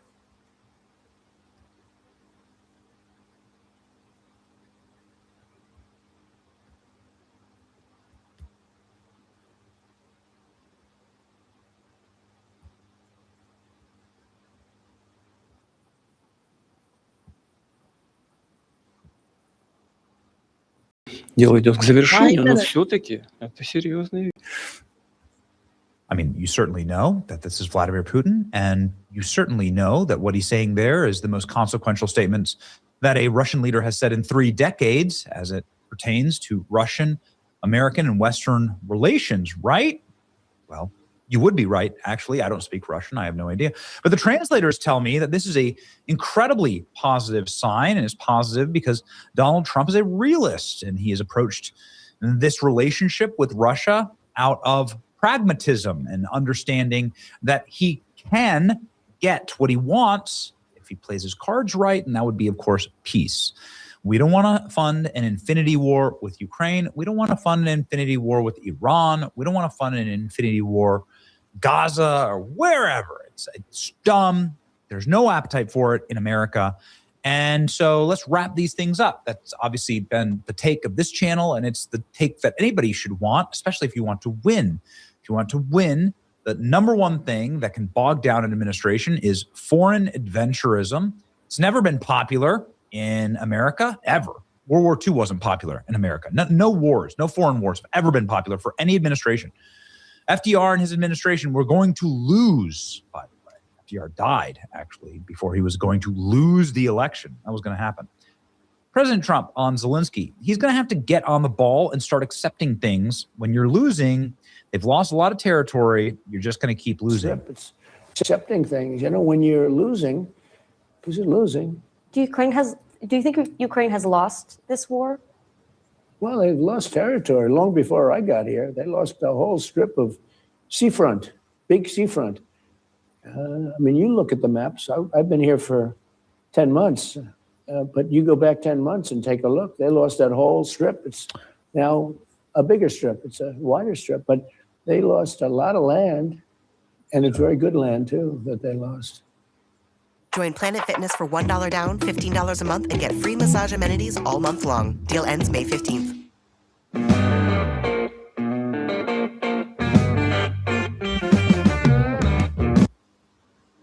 You certainly wouldn't say it's a victory. 6 minutes. I wouldn't say it's a victory. Nobody would say it's a victory in Ukraine. Ukraine has lost hundreds of thousands of square miles of territory, and Donald Trump's just being a wide-eyed, clear-eyed, sober realist. Maybe it's because Donald Trump is actually sober that he can see these things. He brought a 3-day ceasefire to Ukraine. This is the news on Friday, but then Vladimir Putin has followed up on President Trump, saying he wants this war to be over and he wants this major conflict to end. Putin is now saying the Ukraine-Russian war is at an end. Very, very positive sign here. Russian President Vladimir Putin said on Sunday in a shocker of a press conference that the war has come to an end. The outlet reported that the Russian president told reporters that he believed the matter is coming to an end, and he stated that he was open to the discussion about fresh European security arrangements, and he thanked President Trump. I would like to see a big extension, Trump told the Hill's sister network News Nation at the White House.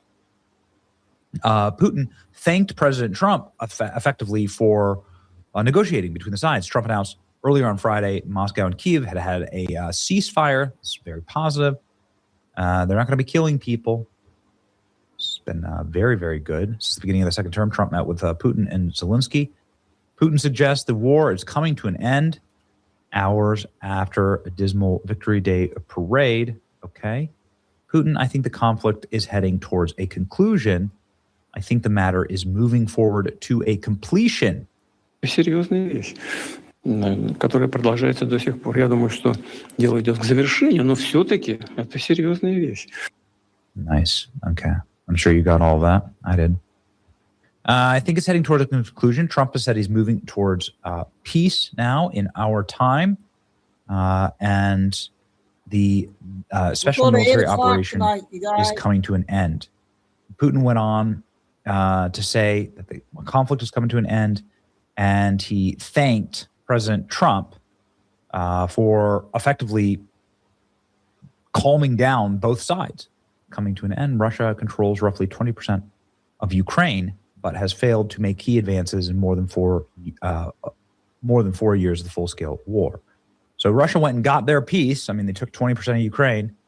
Will they keep it? I mean, I don't know. I'm not sure. Putin sounds shocked. Finland chooses NATO. Anyway, we'll see. We have territorial disputes with Finland. Everything else is going to be settled. We'll see. Coming for an end. Good for markets, they say. Let's see. This is the decree of Ukraine. I mean, what has Ukrainian leaders been saying? I mean, it is a very positive thing that Zelensky here saying that they're going to have a ceasefire. They're going to have a prisoner exchange. This is very positive news. Ceasefire regime must also be established, and Russian captivity. I've instructed our team to promptly prepare everything that is necessary for the exchange. I thank the President of the United States and his team. So both leaders are thanking Trump, their productive diplomatic involvement. We expect to see the United States ensure that the Russian side fulfills these agreements. Glory to Ukraine. Well, this dude has brought absolutely no glory to Ukraine, but we are hyped to see peace in our time.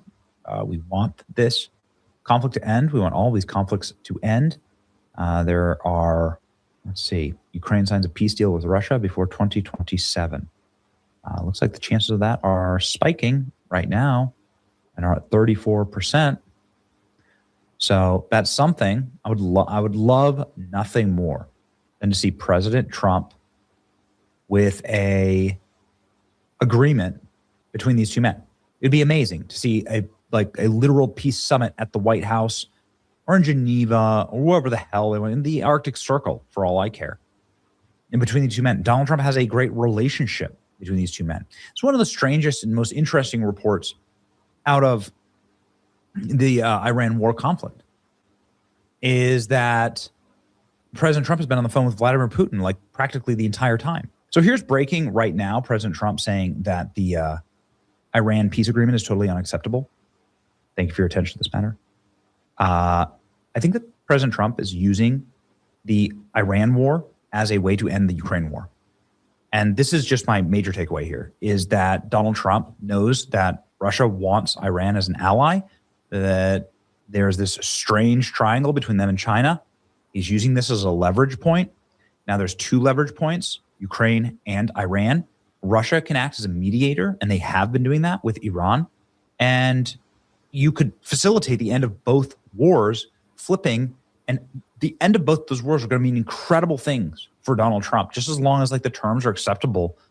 And they're not going to be for some people, but just the end of the war is going to be highly acceptable for the markets and for people here in America. They're going to view Trump as the great peacemaker, the great deal maker. And so the end of both wars are going to be a massive W for Trump. So I think that that's what's going on here. And you're starting to see that coalesce. You're starting to see that happen. First, President Trump and President Zelensky and President Putin are all saying peace is going to happen in Ukraine. They're all saying it. They're all thanking one another. Do you understand what's happening? Are you putting the pieces together? It's a wild time.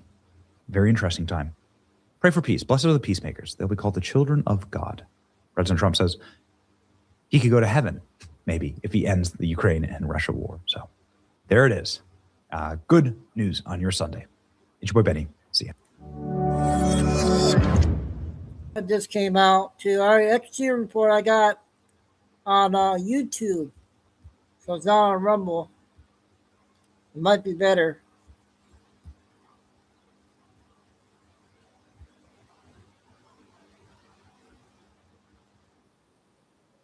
I think it's better.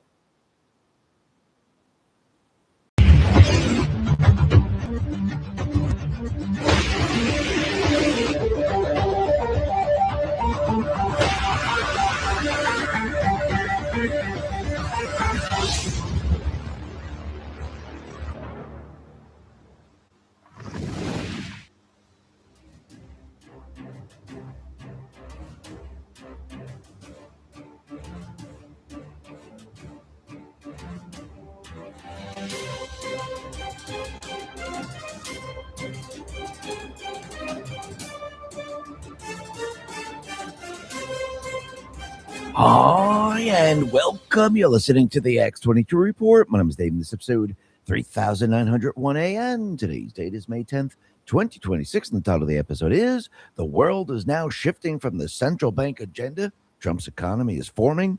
Gold is back. Now, here's what your financial advisors won't tell you. By the time the news tells you to buy gold, it's too late. You're waiting. I get it. Everybody's waiting. Waiting to see if the ceasefire holds, waiting to see if the Strait of Hormuz reopens, waiting to see what happens next. But gold isn't waiting for you. It moves on fear, on instability, on the unknown, and it moves faster than you What can do you think? react. It's So while better you're on waiting YouTube for than certainty, Rumble. the rest of the world Easier. is planning for what comes next. You can wait or you can prepare. You can't do both. Remember, the best time to put on a seatbelt is before the accident, not after. If you're ready to act, reach out to Noble Gold Investments. They help Americans protect their savings with physical gold and silver shipped to your door or held in a tax advantage IRA. No taxes, no penalties to roll over a 401k or existing IRA. Visit x22gold.com for your free investor kit. 5 minutes today could protect decades of seconds. That is x22gold.com. Don't be the one still waiting, or just click the link in the description. And remember, past performance may not be indicative of future results. Investing in precious metals involves risk. Consult your financial advisor before making investment decisions. Let's get right into the economic collapse financial news. Now, the deep state, the corrupt politicians, the private West Central Bank, the World Economic Forum, you can see they're doing whatever they possibly can to try to push back against Trump's new economy that he's building right now. And you can see the EU, they are the ones who are trying to counter everything that Trump is doing. But again, they do not have the leverage. They do not have the upper hand. And you're starting to see across the world, there are now countries saying, you know something, maybe the direction is not the Green New Scam. Maybe the direction is producing more oil, opening up more oil fields, drilling for more oil. And that is exactly what we're seeing right now. And you can see the EU, they're having a very difficult time because, again, they do not have the leverage. Remember, all the money via tariffs were heading towards Europe. Now Trump is cutting that all off, and he's giving them a timeline that they have up until July 4th to approve last year's trade deal, or it will face higher tariffs. So right now, they're on the clock. July 4th is approaching. And time is running out for them. And they're trying to figure out a way out of all of this. And this is why they're working with Canada. This is why they're trying to use China to try to block everything that Trump is doing. But you can see every step of the way it is completely and utterly failing. And when you start to look at Canada, when you start to look at Europe, you could see that they're becoming poorer and poorer, and they don't even know it. Michael Arut put this out and said, "This is eye-opening. A fast food job in the U.S. pays significantly more than AI developer jobs in France or Germany, which have higher salaries than most other European countries. Europeans simply don't notice how poor they become compared to others. Choices have consequences." And when you look at it, you could see it very, very clearly. Europe, AI jobs, France, 75,000 per year, Germany, 85,000 per year. In the United States, In-N-Out manager, California, 130,000 per year. Peter Sayon, PhD, says fast food managers in the U.S. make almost twice as much as AI developers in France or Germany. Europe and Canada are in complete denial how poor they are getting. And yes, it's going to get worse as time goes on. But you can see there's many different nations now that are starting to step up, and they're starting to drill for oil. They're starting to shift away from the Green News scam. And this is something the deep state, the central bankers, the World Economic Forum, and even China doesn't want to happen. And think about what Trump has done. He has now shown the world how important oil is and how it has to be decentralized. Mary Nafal put this out and said, Norway's cashing in on the Iran war by reopening 3 North Sea gas fields that have been shut down since 1998. It's also improving exploration in 17 new offshore areas across the North Sea, Norwegian Sea, and Barents Sea. Norway, which already supplies 30% of Europe's gas and 40% of what France burns, is betting that energy security wins over climate optics. The contradiction is hard to ignore. Oslo has acknowledged the climate crisis. Their own official described fossil fuels as the main driver. Then they reopened 28-year-old fields and greenlight new exploration in the same breath. But here's the thing. Europe had no real backup plan. The green transition was supposed to make this unnecessary. It didn't move fast enough, so the continent is running back to whoever has the gas. Norway is simply taking that call. And you can see a lot of the other countries, they're going to start to do this. And the entire Green News scam is going to start to really and utterly fall apart. And like we said before, everything that Trump is doing is to actually bring oil back online. Those oil fields that have been closed, they're now being reopened. Those countries that weren't allowed to sell the oil on the open market, that is being allowed now. When you have a glut of oil that's hitting the market, oil prices come way down. Plus, if you have multiple countries supplying the oil, it is then decentralized.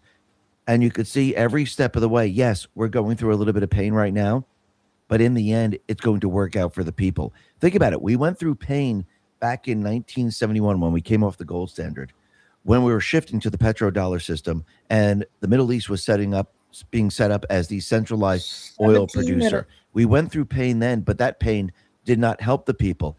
That pain actually hurt the people in the long run. This short period of pain, which is just higher fuel prices right now, is all of a sudden going to switch around very, very quickly as the Iran war is drawn to an end and more oil suppliers come online. This is what's going to help America in the end, because Trump knows where all this is going. This is going towards the idea and the belief that we can get rid of the central bank, which we can. And as we move towards that goal, certain things need to be put into place. And that's exactly what Trump is doing right now. Trump, he put this out on Truth. He said oil is down 25% or $30 per barrel since Sleepy Joe. Biden, oil, $120 a barrel. Trump at $90. Now, yes, in many different areas, fuel prices are way, way up. If you look at California, they have a huge amount of taxes on the oil, which drives prices way, way up. And think about it, they've been shutting down the refineries in the state. So, yes, you're going to see things happen. Plus, they're heading towards the Green News scam. And in other places, they're much lower. Some places, they're at $3.90 or $4, lower than Joe Biden. And now we're going to start to see fuel prices start to come down. Now, the other thing that we could see is that Trump's new economic system is coming online, and it's happening very, very quickly. And I do believe this is going to continue to happen throughout this year and moving forward, because, again, he's restructuring the entire thing that the central bank set up way, way back. And now he's returning the power to the people. And you can see that Trump's economic system is coming online, and it's happening very, very quickly. If you look at the government, you could see Trump is wiping out the jobs there. E.J. Antonio, PhD, put this out and said, government payroll in April were down 249,000 since January 2025. Good progress. Then he puts out this. There are fewer federal government jobs today than at any time since May of 1966, a whopping 6 decades ago. Think about that for a second. He's bringing everything back the way it was before we went off the gold standard. Remember, they were preparing to come off the gold standard in the 60s. They were preparing the petrodollar system. They were preparing all of this. Now Trump is reversing all of this. And what is he bringing back to the country? Manufacturing. Remember, over a long period of time.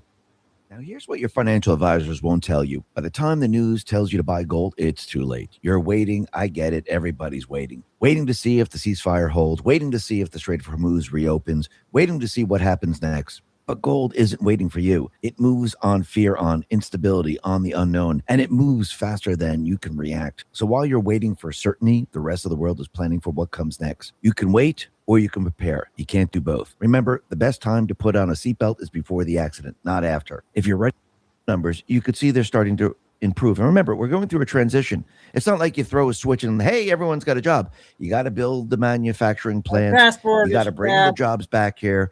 You have to have the investment. All of this is happening right now. So the Bureau of Labor and Statistics, they've released the April job report showing 115,000 jobs gained. Inside the numbers, the federal government employment continued to decline in April, around 9,000. Since reaching a peak in October 2024, federal government employment is down by 348,000 or 11.5% since the 2024 election. That's a lot of jobs. And those are going to be shifting over to the private sector. The March report was also revised upward from 178,000 to 185,000. The overall job gain was double what most experts and economic pundits had expected. The unemployment rate remained unchanged at 4.3%. So what are we seeing right now? Well, we're starting to see jobs being added all over the place. In April, healthcare added 37,000 jobs, in line with the average monthly gain of 32,000. We also see transportation and warehousing employment increase by 30,000. We're seeing retail trade up 22,000. General merchandise retailers up 18,000. Yeah, about 10 minutes. Employment and social assistance continued its trend up with 17,000 jobs. So basically, we're starting to see jobs opening up all over the place. And I do believe that this is going to continue because, again, Trump is removing us from the old central bank system. Trump, he put this out on Truth. He said, happy Mother's Day weekend to all, especially to the 115,000 Americans who found jobs in the month of April alone. As usual, over 90% of Bloomberg economists, nearly all of whom have a terminal case of Trump derangement syndrome, underestimated the strength of the Trump economy, despite the best efforts of Jerome, Too Late, and Won't Leave Powell, and the American-hating Democratic Party. More Americans are working today than ever before. Happy Mother's Day, and know that we are making America wealthy and safe again. President DJT. And you can see the financial pundits, they expected only 65,000 jobs to be added. Actual jobs were 115,000.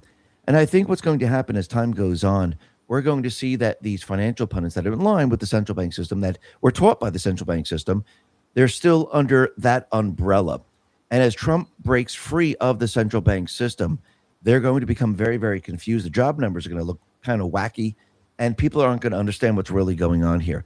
Because you have to remember, for a very long time, they were meant to believe, or maybe they were on board with this, that, hey, we are in full employment, we're doing great, we got a lot of jobs. You have to remember, we weren't producing anything. These jobs were nothing. They were borrowing money to pay for these people. And when you start to see that those jobs are being removed and actual producing jobs are being created, that changes the entire economic system. Remember, it's not just about a job. It's about producing. It's about creating.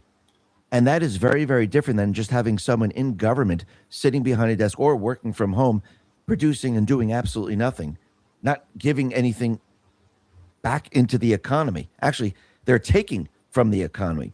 So when you create 5,000, 10,000 jobs in a manufacturing plant, you're creating a product.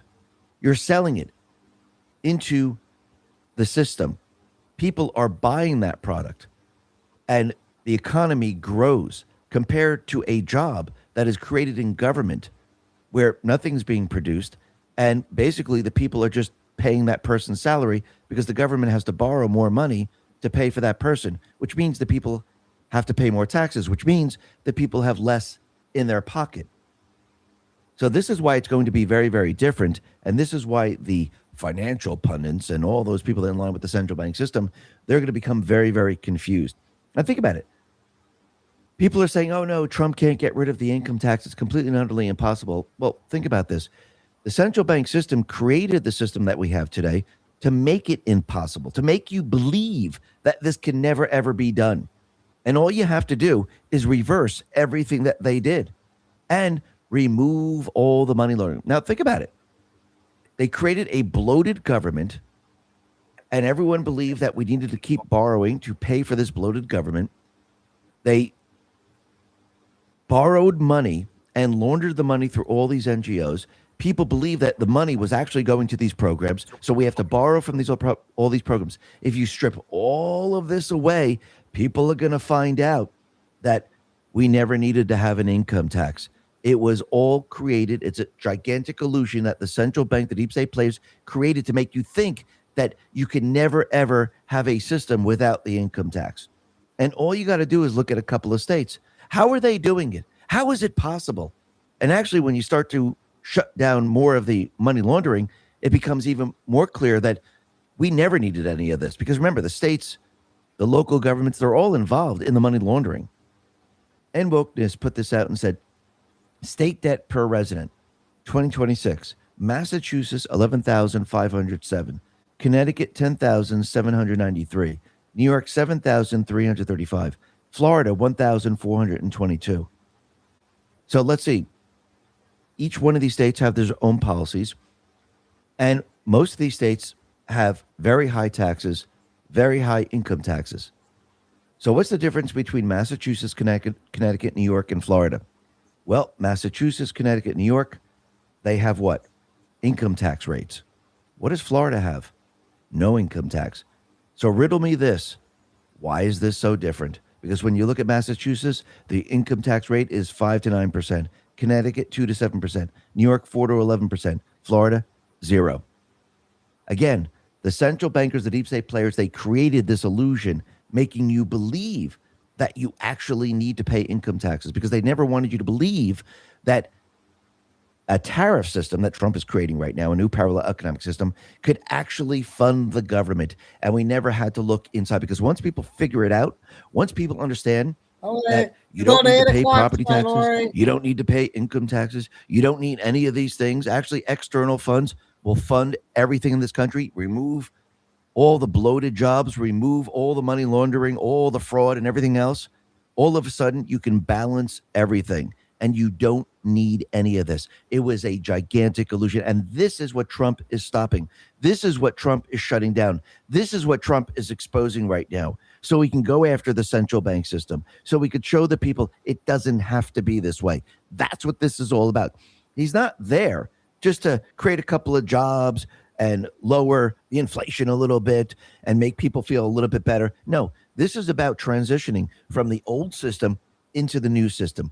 And you're going to see that these financial pundits, the D's and the rest, the Federal Reserve, they're all going to be very, very confused in what is happening right now because they're in line with the old system. They don't see the new system coming online. They don't see the direction of the United States. This is not business as usual. This is not, hey, let's look at the same economic factors and let's just keep doing the same thing over and over and over and over and making people feel a little bit better and then having another person come in. This is about shutting down the old system and bringing us back to what the founders actually wanted. That's what this is all about. This is where Trump is bringing us. And you could see that gold is back right now. What do I mean by that? Well, the Kabisi letter on X put this out and said, global physical gold backed ETFs posted as 6.6 billion inflows in April. European funds led by 3.7 billion, followed by Asia at 1.8 billion and North America at 1 billion. This marks a sharp recovery from minus 12 billion in outflows in March, the largest monthly withdrawal on record. Year to date, global ETFs have attracted 19 billion in inflows. This lifted total assets under management across global ETFs by 1% month on month and 615 billion at the same time. Gold holdings jumped 45 tons to 4,137 tons, the third largest on record. Global gold demand is rapidly recovering. And yes, I know they're ETFs, but again, you have to remember we're still in the old system. We're not truly in the new system. And yes, more and more people are going to realize that gold is the money. First, it happens with the countries, with the central banks. Then it moves to institutions. Then at the latter part, people start to realize that gold is where everything is headed, because I do believe that's exactly where all of this is headed in the end. Because again, if we're going back to a sound money system, we need to start to shut down and break down the old system, create the new system, and start transferring everything from the old system to the new system. And if you look at this, you could see how Trump's economic system is forming. He's moving the jobs right now. Step back and take a look. He's moving the jobs from what the central bank did, from the government job over to the private sector job, bringing the country back to where it was before the central bank took over. He's also moving the borrowing over to his new parallel economic system where we have income coming in externally. Slowly but surely, he's transferring everything back to the way it was. That is what you're witnessing. And yes, we're going through a transition period right now. Not like a central bank transitionary period, because they don't care if you lose your wealth. They don't care if the market comes down. They don't care anything about that. We're going through a transition period where Trump is making it as painless as possible. Yes, will we see fuel prices go up? Yes, will the numbers look kind of strange? Will they fight back and try to stop Trump every step of the way? Yes, they will. But as we go through the transition and more of his economy is brought online, what people are going to start to notice is that we're definitely heading in the right direction. And yes, the people are going to feel better. They're going to feel good. And they're going to start to realize this was all worth it.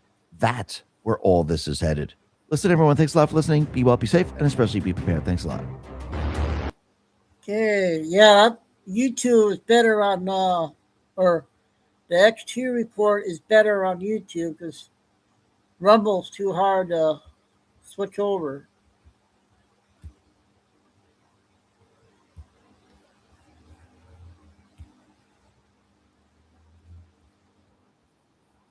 And he just came out with his new one today. This is EPAC, the news you need. I'm your 7 host, minutes. H.G. Gerner. This is May 10th, the year of our Lord, 2026. And this is in response to a great post by Reverend Damian Thaddeus Jones on X. This is on his site. He's talking about Mr. Justin Pearson.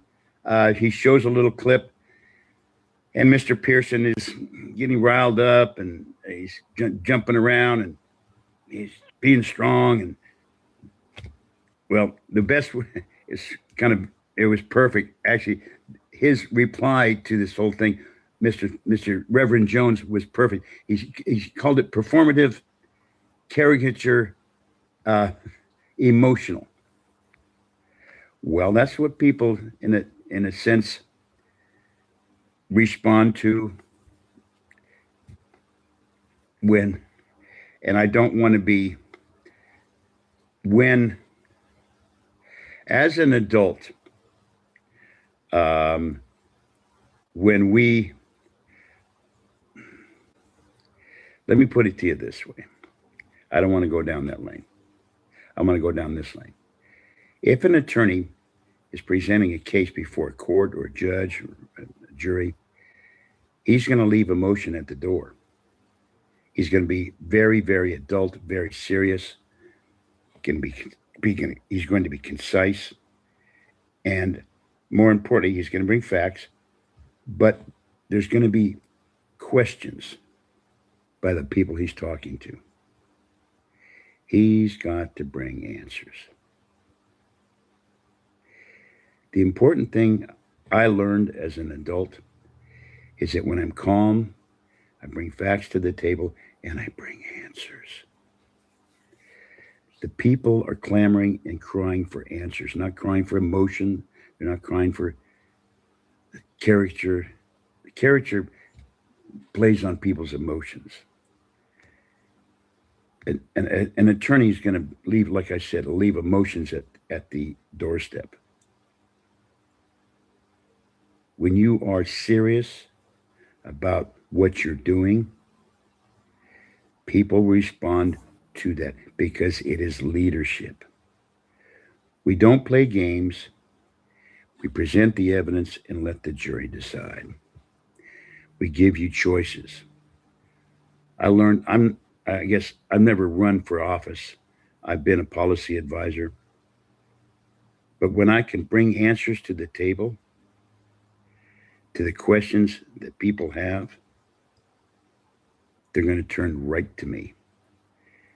And I don't necessarily want to lead. I just bring answers to the table. I posted something earlier.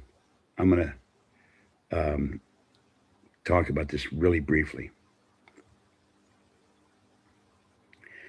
The Supreme Court of the United States basically made it official that race has no place in any decision making at all. It violates the Civil Rights Act of the 1800s and of 1964. The Civil Rights Act, yes, in the 1800s. That's why they put it basically in the Constitution. All men are created equal.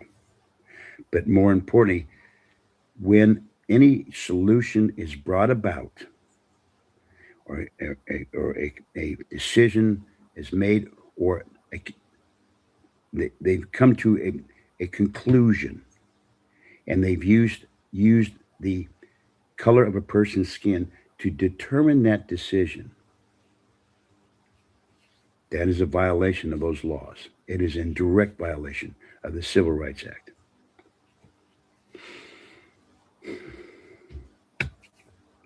What people need are answers. True leadership brings answers to the table. And when answers are brought to the table, and here's the interesting point, when they're honest, when they're true and truthful, but they're honest. There's a difference between truth and honesty. They can be true, but if they're brought about dishonestly, those answers, the people recognize it. When you give people the true answers and it's honest, no one giving the answers is going to benefit. Those answers must benefit all. That's when it's a win-win situation, and people respond to that leadership. It's answers, ladies and gentlemen, and this is what I had to learn as an adult. It took me a while. But Mr. Pearson, let go of the Supreme Court ruling. You can't pull the race card anymore. It doesn't work. It's not going to work. The people know. The people in this country, it doesn't matter. Black, white, indifferent, Democrat, Republican, they all know. We all know. When you base a decision on the color of a person's skin, it violates everything on the table. Mr. Pearson, bless his heart, he's a Marxist, and he sees this from this lens of skin color. He won't let it go. We're going to win this war. If you go to preservingamericaepac.com, watch our documentaries, all 4 of them you can watch for free, and say a little prayer. This is going to be tough. It's going to take some time. The Marxists aren't going to let go of this. They're going to look what Hakeem did. Hakeem Jeffries, Congressman Hakeem Jeffries, stone cold Marxist. Maximum warfare everywhere all the time is his quote. He put it In fact, I'll show it to you right here. Right there. Maximum warfare. Everywhere, all the time. That's in his response. He knew what the Supreme Court was going to rule on. You can't use skin color to make any kind of decision. He went ballistic. This took away his main weapon.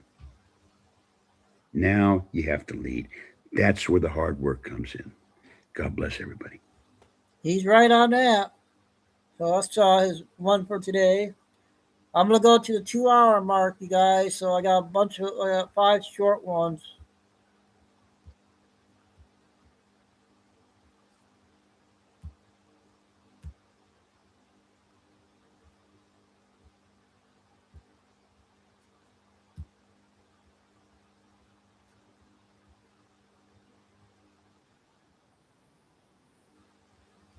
There's our lion. Do you hear me? This is a good one. You can do it. You are not too lost for God to reach. You are not too broken to stand. You are not too cold to catch fire again. I do not care how long the darkness held you. I do not care how many times you fell, froze, failed, or went silent. This is not where your war ends. God did not abandon you. He is calling you back.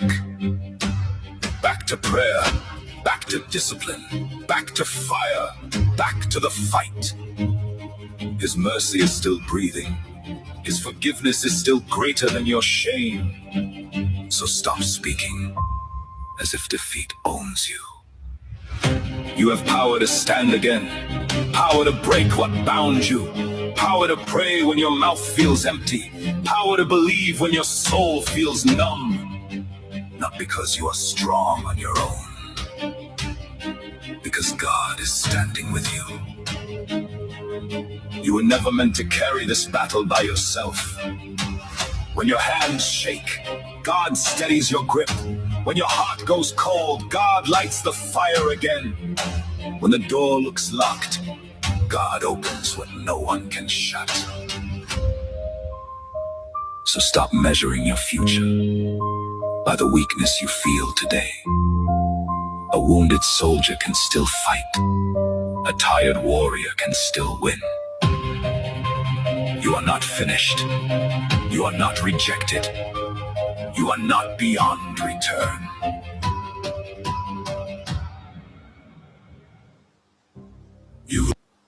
Okay, our lion today.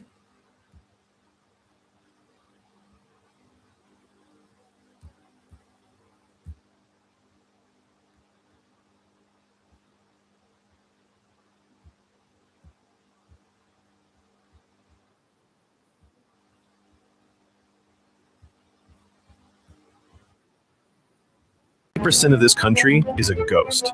On a map, Canada looks like a superpower, but in reality, it's a cage.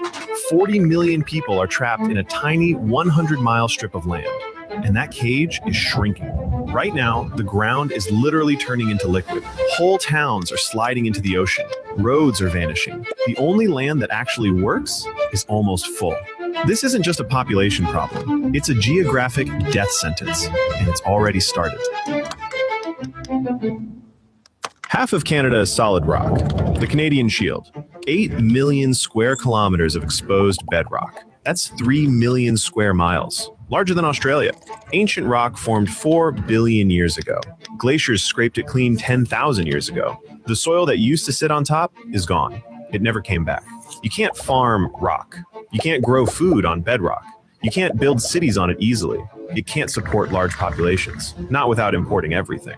The Shield covers half of Ontario, most of Quebec, northern Manitoba, northern Saskatchewan, most of the Northwest Territories, the entire interior of Canada. All of it is uninhabitable. Nunavut is Canada's largest territory, 2.1 million square kilometers, 3 times the size of Texas, bigger than Mexico. Population, 40,000. That's 0.02 people per square kilometer. For comparison, Manhattan has 28,000. There are no roads connecting Nunavut to the rest of Canada. Zero. No highways, no major roads. Every community is accessible only by plane or boat in summer. In winter, ice roads form temporarily. Churchill, Manitoba has 900 people. Real town. The only way in is by plane or train. No roads connect it to anywhere. The nearest highway is 250 miles away. Food costs triple what it costs in southern Canada. Milk costs $15 per gallon in some northern communities. A bag of apples costs $20. Bread costs $8 per loaf. Because everything has to be flown in. There are no farms, no local food production, everything imported. Winter temperatures hit minus 40 degrees Fahrenheit regularly for months. The sun doesn't rise for weeks in deep winter. Doesn't set for weeks in summer. 24 hours of darkness in January. 24 hours of daylight in June. This is the dead zone. Half of Canada. Completely uninhabitable. But the dead zone isn't Canada's only problem. The next one is even more terrifying. Canada. Okay, I got 2 more, you guys. And then tomorrow's schedule is just up in the air. Just whenever I get time to come on. If we get big news,